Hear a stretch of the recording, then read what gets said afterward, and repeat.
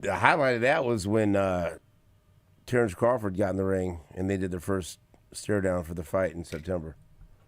So hopefully I'll be there in Vegas. We'll see. We'll see how that works out. I'm going to need you back here. It's going to be Allegiant Stadium, but then there's a rumor out there that they're going to have Cowboys at Raiders that weekend too.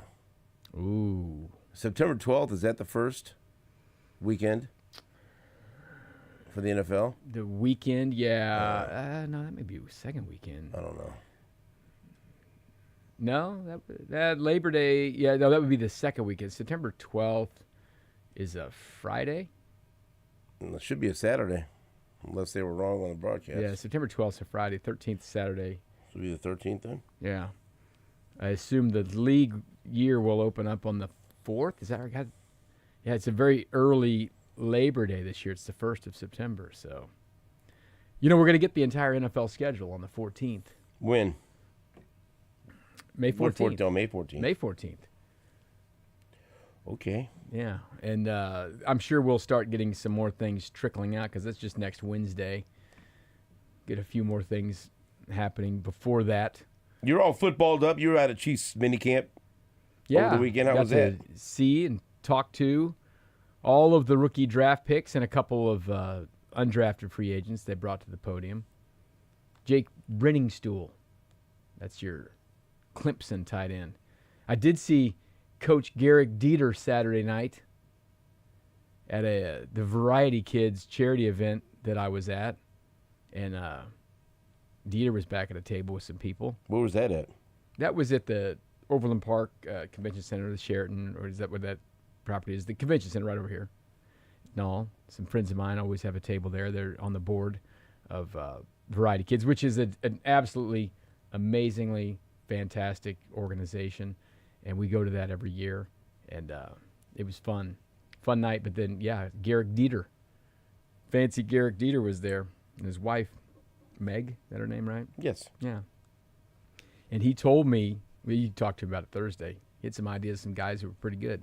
But it's going to be, to make even getting to go to training camp from the entire roster of people, if you're someone who wasn't signed as an undrafted free agent, slim chances on that. Because they had a lot of guys out there trying to practice football. And most of them you'll never have a chance to see or hear from again. But boy, I mean, it's just how it is. I mean, it's like there's 80 guys. You're trying to make the Chiefs here. You're not out here trying to make the Panthers or something. Right. But their draft picks were all there. Josh Simmons was participating at some level in individual things and all that stuff. He's still not 100% healthy enough to do that. There's no reason for him to be practicing hard at a rookie minicamp practice. He'll move a little forward here. We won't get a chance to talk to him for a couple of weeks because the OTAs will start that we get to be a part of here in a few weeks. But beautiful week for him to get here and get acclimated. Easy for you to say. No, to Kansas City and all this that stuff. This whole thing just blew my mind because when they announced the Canelo Crawford fight for September 12th, it's always on a Saturday. Are they having it on a Friday? Saturday. I've looked everywhere it says September 12th, so it's a Friday, so that changes everything for me. Maybe they are having it on Friday because they're scared about the Raiders playing on Sunday. That changes everything for me. Give them a whole day to turn the field around? Yeah, oh yeah. I mean, that clearly has something to do with it. Yeah. Yeah, Friday nights. Do I like that better? Is that better?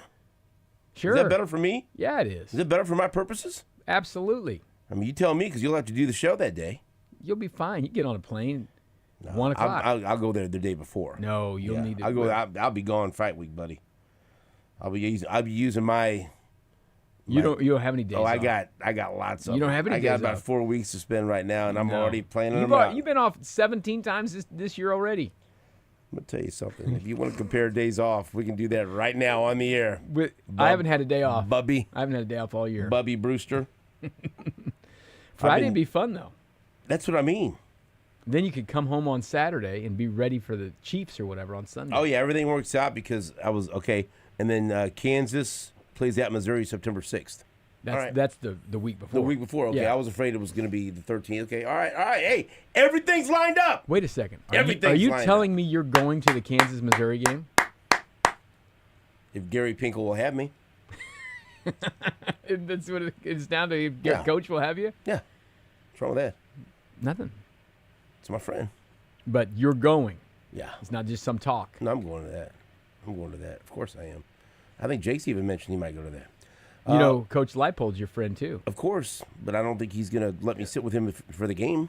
Yeah, that Friday show will be a Drake and Leabo special. Yeah. What are you going to what's up? Canelo? Oh. I'm going to that fight. Okay, I thought you were going to tell me you were going to something You going to a mountain again? else. No. Yeah, see, his interest is piqued. Yes. The Friday makes it even better. I like it better. I like this. I'm fired. You fired me up. Okay, let's get to it. What a weekend it was. The Royals continue to play well. Bashing. The Royals offense exploded yesterday. The Royals right now are on fire. And this is very good because after they had that very disappointing road trip that went 2-10, they went 2-10. Or 2 out of 10 they won. They were 2-8 in that 10-game road trip. Man, we had some questions. Now they went up against some really good competition, but that was a huge setback. But it was so early in the season, there was no reason to panic. But they had to make some moves, and that's when MJ Melendez lost his job, brought up Drew Waters, and they pushed forward, and things have been better. And they've been able to win games both at home and on the road. And now they're sitting in a very good position.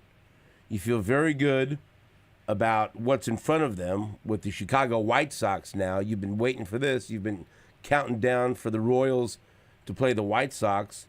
And maybe that's impressed you because I think you've said basically that the Royals were only in the playoffs last year because of their success against the White Sox. So that's not. I don't think I said the word only, but I said it was. That's what you've alluded to. It helped. You've said that many, many times. 12-1. And so now helped. that the Royals have established a pretty good record without playing the White Sox, now they get you feel the better White about Sox. that, right? Yes, you absolutely. feel better about them. They got 3 against the Rockies, who are the White Sox of this year. The Rockies may be worse than the last year's White Sox. Well, I tried to tell you about that lineup. You didn't listen to me. They are something. Yeah. But, yeah, they finally get the White Sox. By this time last year, they'd already played the White Sox like 7 times, and they haven't played them at all this year. So you're right. This is an important homestand coming home. Keep this heat going with the bats. I mean, I don't think you can expect to hit 7 home runs. India hit a home run. Bobby Witt Jr. hit another home run. Vinny Pasquantino hit a home run. Michael Massey hit a home run. And? Michael Garcia hit 2 home runs. And the third catcher. Maley? Yeah. Didn't even know he was on the team. He wasn't on the team till yesterday, right? Or well, now Saturday? he is. Joined the party. Now he is because Salvi's nursing that sore hip, and you call him up and he hits a home run. I don't know how much better you can get than that. You can't get any better than that. No. But, I mean, look, you just heard how many home runs I read off, and the Royals exploded for 11 runs against the Baltimore Orioles, and now the box score doesn't look so bad. Let's talk about Michael Garcia for a moment, though. He's hitting .319 now. Yeah. With a .379 on base and a .496 slug. He's just not holding his own. Right now, he's off to an incredible start. He is hitting for power. He had the game the other day when he had 3 stolen bases. He's playing good defense. He's shown versatility where he could play third base, second base, shortstop, center field. I know there was some people that thought that was a guy that the Royals should trade in the offseason, or that was a guy that they should trade in maybe an effort to get a corner outfielder or a center fielder. Look, I don't know how long it's going to hold up. I don't know how long it's going to keep up, but everyone was so focused about MJ Melendez making adjustments to his swing and his approach and hoping that he would take a step forward. Well, not very many people talked about Michael Garcia and the adjustments he made to his swing and him taking a step forward. And now, right now, at 25 years old, it looks like he's having a breakout year. He has been incredible. And he's been one of the most valuable players on the team for all the reasons that I listed. And now, you tell me he's going to hit for some pop as well? Growing into and maturing into one hell of a baseball player. And he's been one of the few. I mean, even the last 14 days he's hitting 383 with an OPS over 1,000. The last week he's hitting 500 with an OPS of over 1,300. He's had 3 in the month of May. In the month of May, it's May 5th. Happy Cinco de Mayo. It's May 5th. In the month of May, he's already had 3 3-hit games. Wrap your head around that for a minute. He had a 3-steal game, too, along with one of those 3-hit games. Where'd you hear that at? Me say that 2 minutes ago? Or did you watch it? It happened in Tampa. Yeah. 3 steals in a game, 2 home runs in a game. April 30th, he went 2 for 4. What was wrong with him? May 1st, 3 for 5. May 2nd, 0 for 3. May 3rd, 3 for 3. May 4th, 3 for 5. Got a couple of walks thrown in there. Like you said, that 3 for 5 game on May 1st, he had 3 stolen bases. He's been incredible. That's just one guy in the lineup who was terrific yesterday, but he has been good all season long.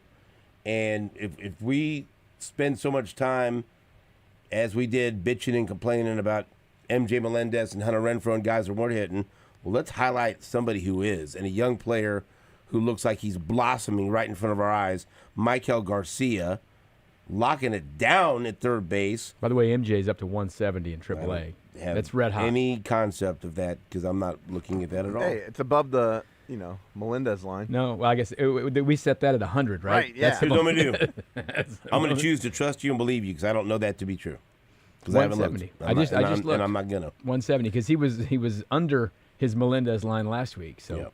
And this was Red good, hot. too, because this was a day where one of the few days they didn't get a good start, because Michael Lorenzen pitched poorly. 4 2/3 innings, 7 hits, 5 runs, 1 walk, 5 strikeouts, and they still won. And give up plenty of his home runs as well, right? Okay. I mean, luckily, they were all solo shots and everything. Jackson Holiday had a really good day yesterday for the Orioles, but the offense kept answering, and that's really good to see.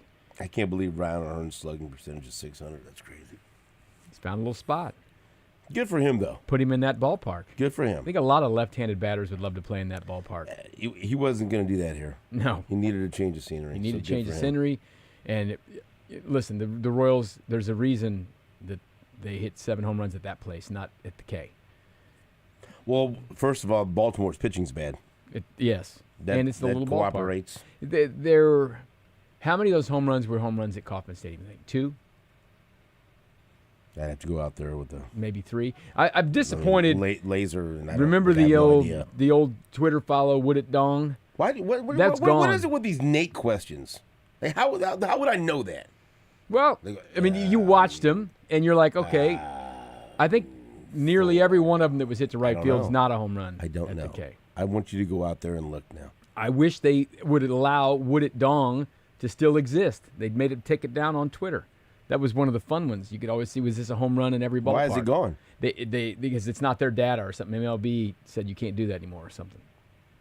That's stupid. Yeah, it's exactly right. That's stupid. But I'm not complaining about the home runs. Listen, Right, they would tweet right away. That would have been a home run. And 28 ballparks. Yeah, I love that. Yeah, it was awesome. It's I didn't gone realize now. that was gone. It's gone. Now that you mention it, I haven't seen that lately. See, it's been gone. Like maybe 2 years or Now something. you've ruined my morning. Terrible. But what they need to do is they need to come home and take care of business against the White Sox, because the White Sox, I think they're better than they were last year. They're like a game or 2 better right now than they were at this point last year. But also last year they had not lost 6 times to the Royals already, right? So you just got to keep that momentum going. And that's what I like about Matt Quatrero and his entire staff. They don't get too high. They don't get too low. And that was a rough road trip when they played Cleveland and New York and Detroit. But they've just kept steady pace, and things are kind of working out for them now. It does feel like no matter what happens, though, the Royals are always 3 games out of first. No matter what. Yeah. They win a game, they lose a game. Oh, 3 games out of first. And the Guardians are always in between the Tigers and the Royals. Yeah. Like, I don't. It's amazing. It's amazingly consistent. Yeah, the Tigers are 22-13. The Guardians are 20-14, and the Royals are 19-16. The Royals are 1 game worse this year than they were last year through this exact same number of games. So that's very comparable to what they were. And as we mentioned, They had gotten a little fat on the White Sox early, and they have not played them yet. But that was my point about the White Sox that you have kind of taken out of context and said that I thought the White Sox were going to win the division. You said so many things about the White Sox. What I've said I don't even is know what you said anymore. If you want to kind of measure this year versus last year, it's going to be hard to go 12-1 against another Major League Baseball team in your division. Yeah. So, if they need to perform well against them though, because like 6 and 7 against the White Sox last year, they're not in the playoffs. It's so different, man. Detroit's a different team. Yes. It does me no good to compare them to last year. But that's just the like Royals are different. The math's the math. If you're like, man, you got to get – and what they did last year, honestly, is they played really well against the division. And they need to continue to do that. They were really good against Cleveland last year. And you wouldn't listen. I told people to sit in that seat, and they wouldn't listen. Who's got the best run differential in all of baseball now? Is it the Royals? Detroit. It's not the Royals. No. Plus 1. Plus 63 for the Detroit Tigers. That's good. That's really good. They for real. Mm-hmm. And they're going to be a handful all year long. And right now, the Royals are 1-3 against the Tigers. That's a team you got to beat, right? Right now, the Tigers are the best team in the division, and going into the season, I thought that was a team that the Royals were going to have to overcome. And Cleveland's always going to be a factor because they're a well-run organization. They know pitching, they know this, they know that. But the Tigers have so much. They have so much high-end, top-shelf talent that it looks like they've pushed the right buttons. And even, some of the players you don't expect to play very well for them are having good seasons. Yeah, they've pitched. The Royals have pitched great, and the Tigers have pitched just as well as the Royals. And they score a bunch of runs.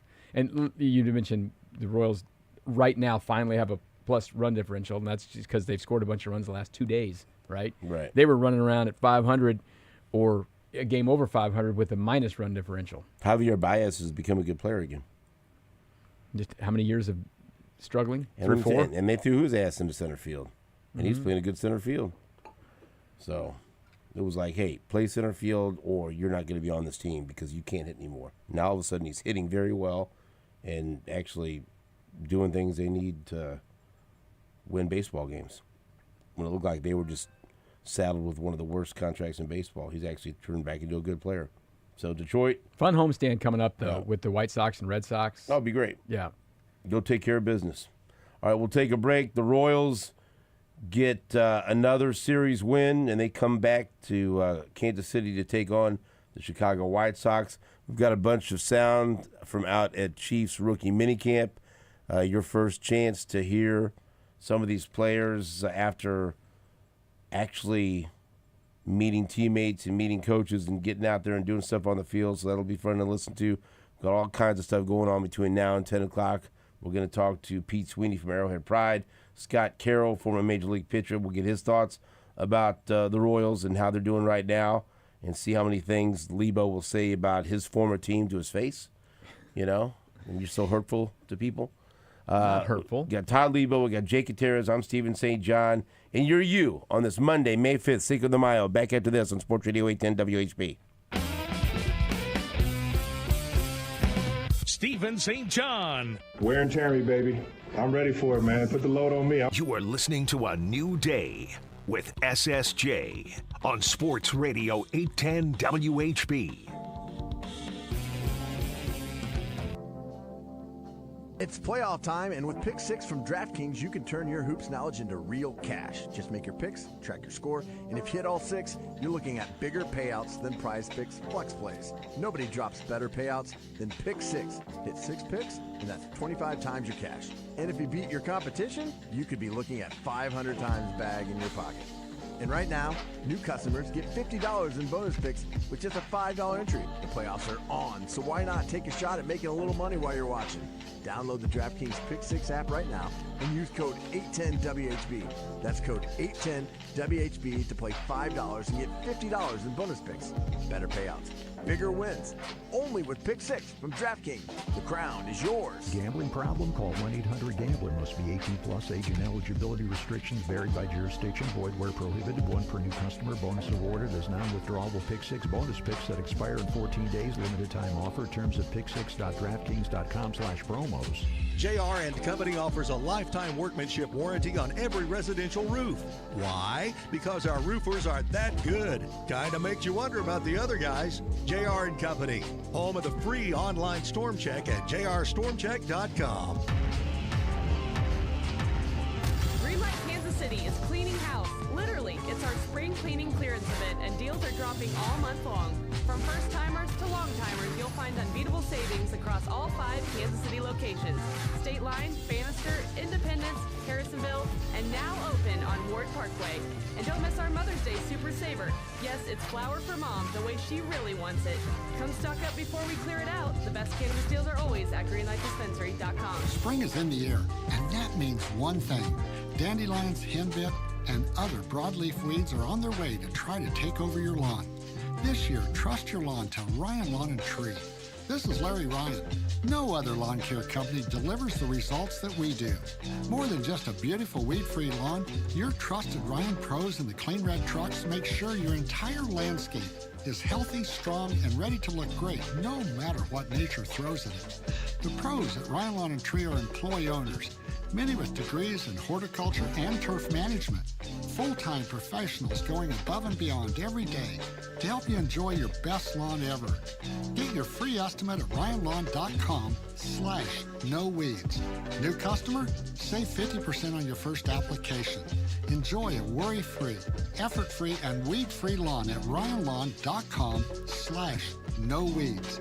That's ryanlawn.com/no-weeds. This is SSJ for Window Nation. Get 60% off a house full of windows. And for 2 years, you won't have to worry about a down payment, interest, or monthly payments until 2027. And get a free entry door when you buy a house full of windows. Schedule a free estimate with Window Nation. 866-90-NATION. Graduation season is just around the corner, and it's time to start planning for your grad's big day. You can check the food off the list with a barbecue spread from Joe's KC. Joe's is perfect for friends, family, and out-of-town guests craving championship KCQ.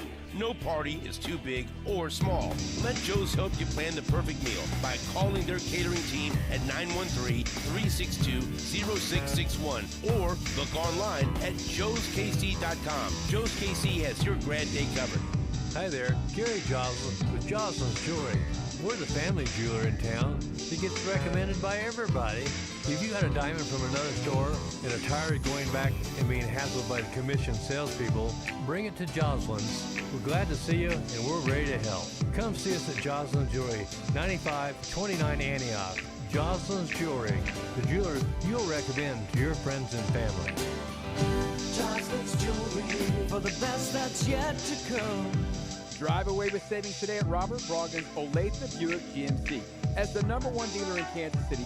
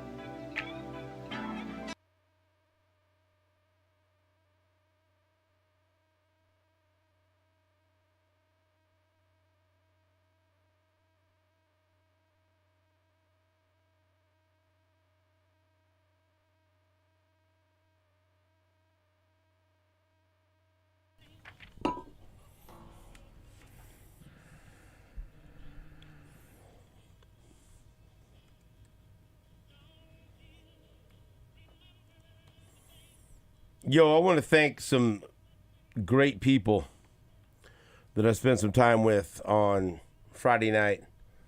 I was a part of game night with Will Forte to benefit Steps of Faith Foundation. And that might have been the best event I've ever been a part of in my 26 years of doing this.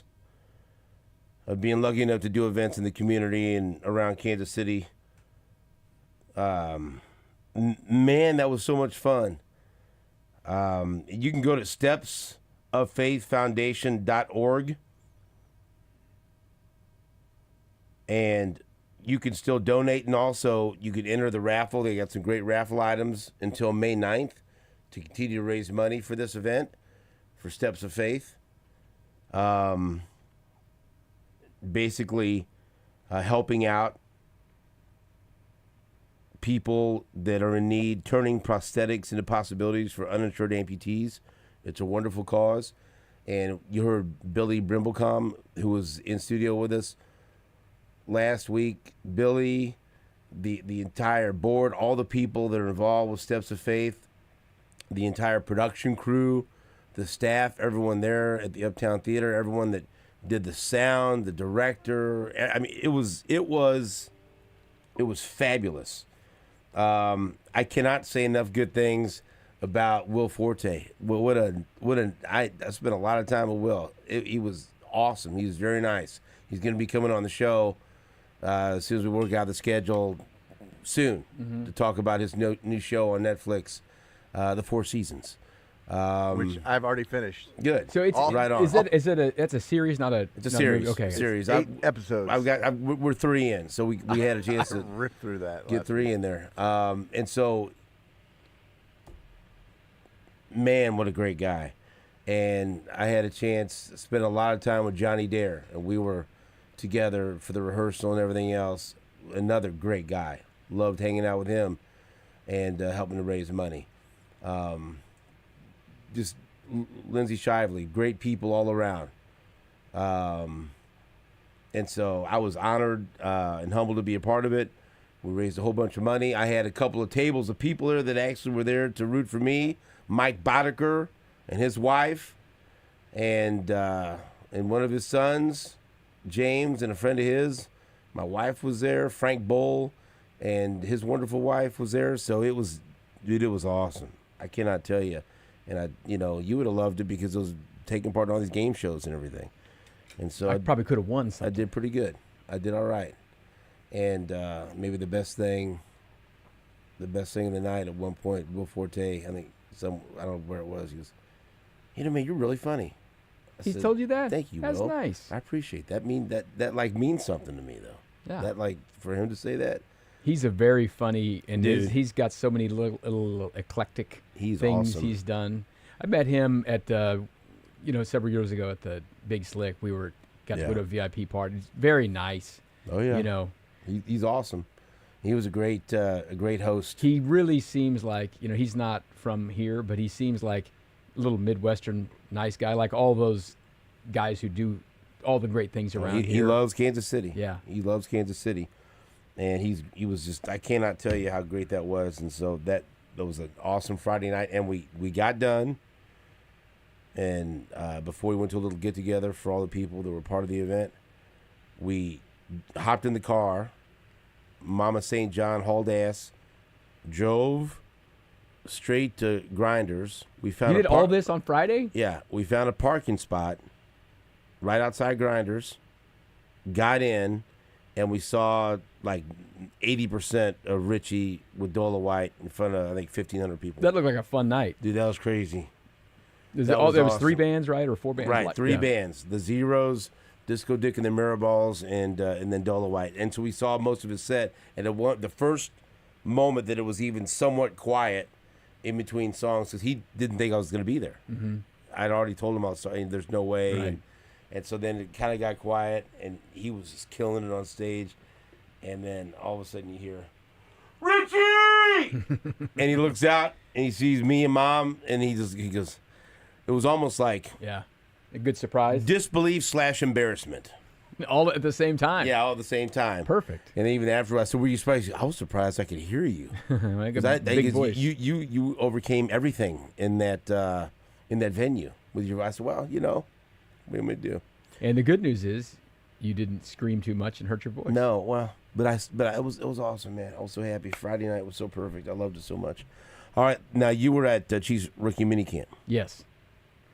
Yeah, we had a chance to talk to all the draft picks, and Andy Reid talked to us. It's weird. They normally do this like a 3-day thing with availability, but they'd had all the availability on Saturday and Sunday, so went out and did that. Pete will be here. We'll talk a lot about it with what he saw on the field.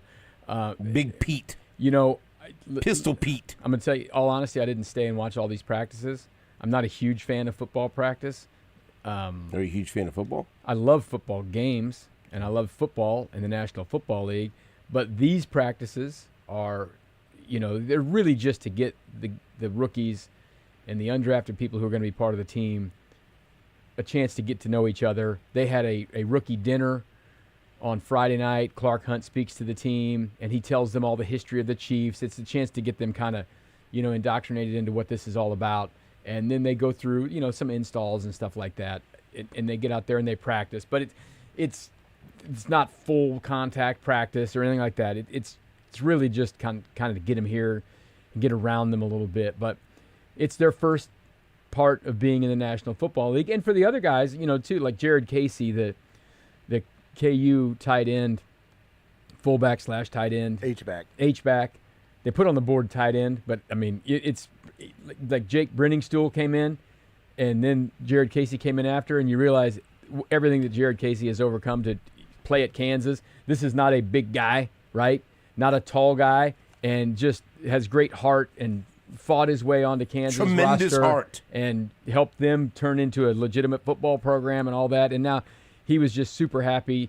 Hey, listen, forever. If he never plays a snap of anything in a practice for another NFL team or whatever, he got to stand in that media room and answer questions about being a Kansas City Chief for a couple of days. So that stuff like that's fun. Now, remember Herm Edwards, our good friend, used to always call this the Gong Show?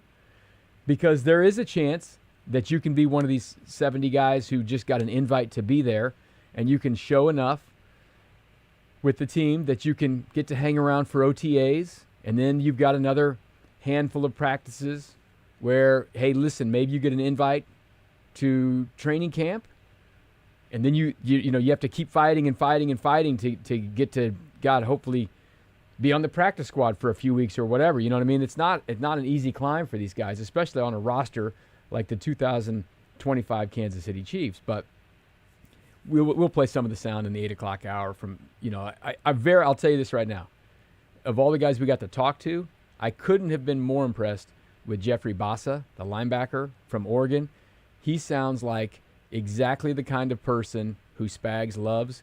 The same way the first time you heard them talk about Nick Bolton and you heard Nick Bolton talk about football, and you're like, oh, okay, this guy has this intellectual level on football that, okay, let's throw the green dot on him. We're good to go. Don't worry about it.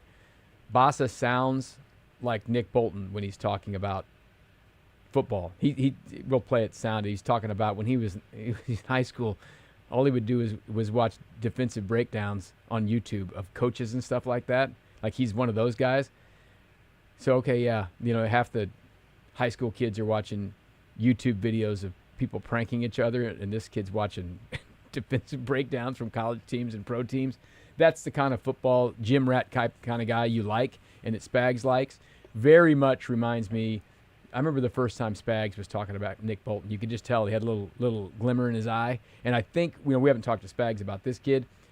I suspect when we do talk to him, that'd be maybe the second OTA, he will be the same kind of thing. You know what I mean?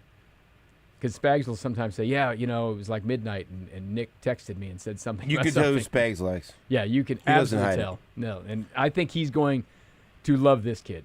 So we'll play some of him. Very interesting kid who thoughtful, long answers, and just seems like a total football junkie, which is what you want for someone playing. And he's got a unique perspective because he played safety and he's kind of moved up a little closer to the line playing linebacker. So he was the guy I was most impressed with talking to. You want me to tell you something Embarrassing. 1,000%.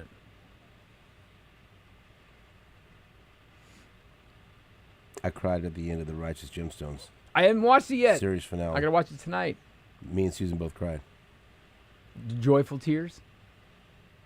Don't tell him. Don't tell me. No, I cried. Is that ridiculous, Jake? A little bit. Well, close your ears. A little bit.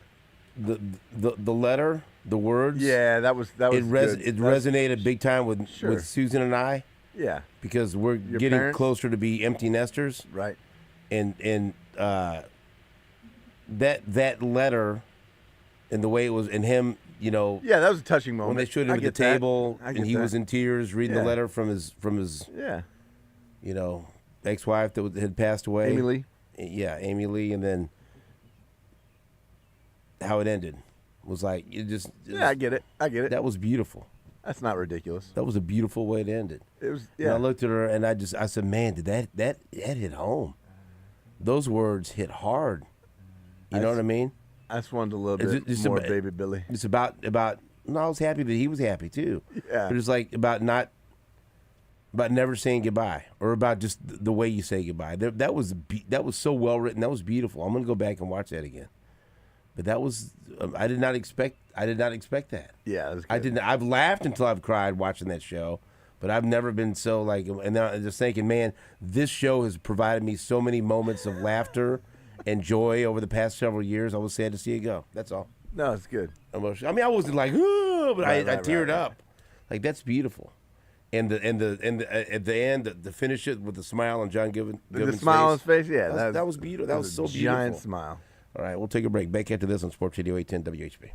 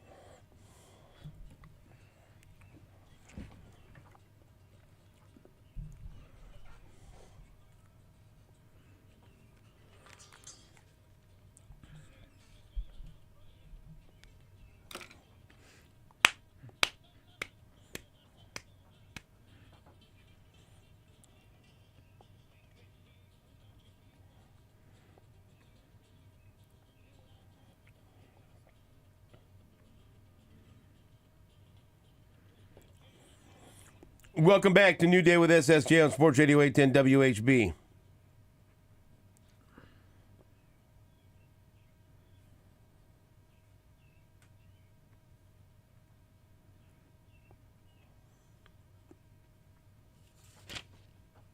You want to play something here?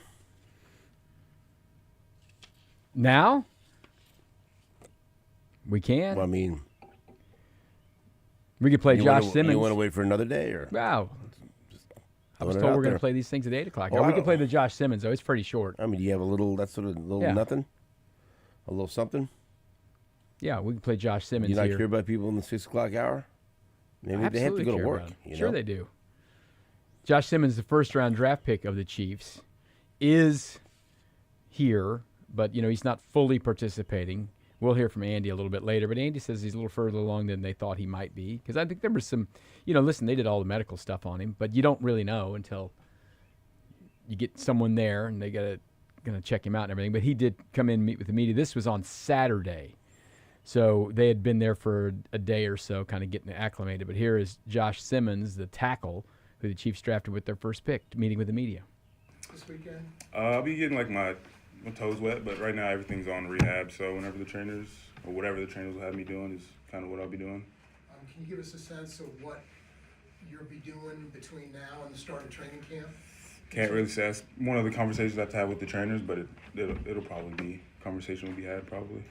Josh, we asked you about coming back from that injury, but what was it like immediately sustaining that injury, knowing that you were a major draft prospect? You kind of take us through your mindset and how you were able to turn it to rehab eventually. Yeah, so I was super frustrated, I'm pissed. It was the biggest season we had. Everybody had all the tools to win an Natty, which we obviously did, but I just had to kind of grow up and just put all that frustration into rehab and just get after it. Is that what you ended up doing? What has the rehab process been like for you? Yeah, so something like this, it's not easy, but you just got to come in and attack it like hell every day. Just really, really go hard in rehab. That's kind of how you have to do something like this. How did rehab work for you? I mean, if you were at Ohio State, but then you knew you were going to be going, and you have your own team, and now you're part of the Chiefs. They have a team. I mean, how did you kind of navigate it through that part of it? Yeah, so the immediate start was go out with my trainer, Neil Trash, and Elite Orthosport, just kind of, he can be hands-on with it and gradually see the progression. But then, fires and stuff like that happened in LA around that time. So we went back to school, and Adam Stewart, who was platinum standard and that stuff, really helped me. So, from the rest. Did you have been selected? Can you just describe how the process has been with Rick Burkholder making a plan for the upcoming months? Yeah, again, so we have deeper conversations we had. We're mini camp. I'm really just playbook and trying to take mental reps. But yeah, obviously, what I'm allowed to do, I'm going to do 100%. Initial reactions to just seeing the playbook and the facility and everything involved with being in a Chiefs organization. It's great. It's everything you can ask for a football player, and the playbook is not as complex as I thought it'd be, but definitely still some it's a different playbook than Chip Kelly, so got to do a little bit of studying. When you grew up, what was your favorite NFL team? I mean, you went to a couple colleges, you kind of changed allegiances here now you're a Chief. I mean, what was your football fandom growing up? So as a little kid, I was a Raiders fan, but then I just grew up, I just kind of started having favorite players on Seahawks so I just stopped kind of being a fan and just started watching different players. Josh, is it your expectation to push at least to start right away? I know we're steps away from that, but is your expectation to try and push to start right away? I just want to help the team however I can. If that's starting, cool. If not, then obviously cool. I'm just here to kind of help the Chiefs win. A couple more. Obviously, when the Chiefs were showing interest, and you knew that they were interested in you, what was kind of your thought process during the build up to the draft, as far as what was Kansas City be like for you, and how did you kind of imagine it coming together and being a good place for you?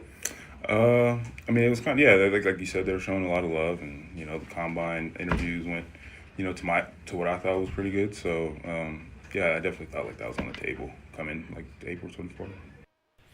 That's Josh Simmons, who is the Chiefs' #1 draft pick, and hopefully good stuff, Todd. For everyone, hopefully he will be 100%. I mean, he definitely will be 100% by the time the season starts. But they would like him to be more ready to practice when the OTAs are going. You know what I mean? Because he needs to get into that part of it. For sure. Got to get your mind and your body right. But it is interesting. He's been rehabbing since he had his injury was in October or something. But it's a weird kind of time because, he went out with his own team to rehab, and he goes out there and there's fires in Los Angeles, and so he had to come back to Ohio State. So I just think it's fascinating the way college football is now, and especially if you're a highly thought of kind of draft pick type guy, you're kind of on your own then, but then you're still part of that, so you go back there, and then now you kind of have to follow what the Chiefs are doing with their rehab part of it. You'd have to navigate yourself through that entire thing. So it's just a little layer of stuff that they're dealing with this player that they probably have it with the others. Thank you, Todd. We'll be right back after this on WHB.